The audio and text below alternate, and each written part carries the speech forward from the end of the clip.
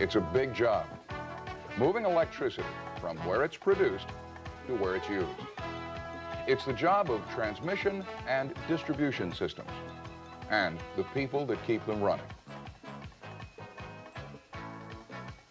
On the largest scale, these power delivery systems are continental networks of major electrical connections, often called power grids. Now, these networks are made up of many individual companies that produce, transmit, and distribute electricity. Each company is primarily responsible for supplying electricity to its own customers. But many individual systems are tied together to form a grid. Now, when there's an unusually large demand from an area served by one company, other companies can supply additional electricity through the power grid to meet the demand. With many companies tied into the same power grid, electricity can be distributed in the required amounts to the areas that need it. To do your job in your system, you need to know something about what it takes to get electricity from where it's made to where it's used. You have to be able to recognize the major components that make up a transmission and distribution system. And you have to know what each component does to make the system work. Now, to see how a transmission and distribution system, or T&D system, works, we don't have to look at an entire power grid.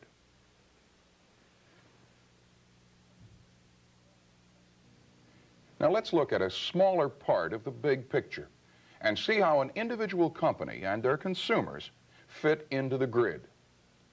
An individual company typically has a number of power plants to provide several sources of electricity within the local system. The power they produce is used by local customers and sometimes sold to other companies on the grid. Even on this level, we still have a fairly complex network.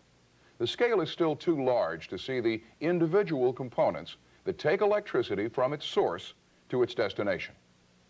And to learn what a transmission and distribution system is and get acquainted with its basic components, we're going to look at the simplest possible T&D system.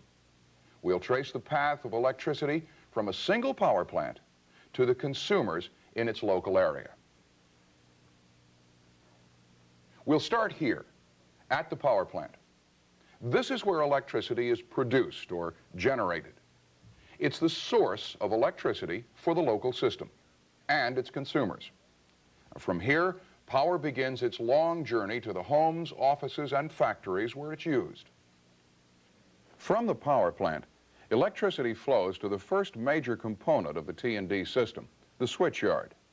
The switchyard is used as a connecting point between the local system and the regional grid. Through the array of switches in the yard, electricity can be received from the grid or from any of the power plants in the local system. The switchyard also controls the output of electricity.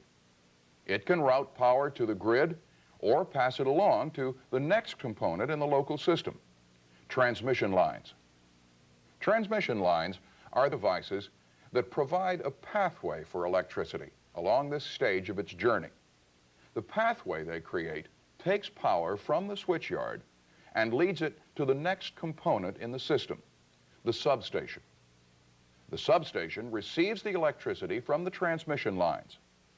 From the substation, electricity is routed along the final stage of its journey to the consumer. Distribution lines are the last component in the T&D system. By carrying electricity from the substation to where it's used, distribution lines form the direct link between the consumers and the rest of the electric system. All the components of the T&D system are for this one purpose: carrying electricity along its journey from the power plant to the customer. Well, now we've basically seen what a transmission and distribution system is and what it does.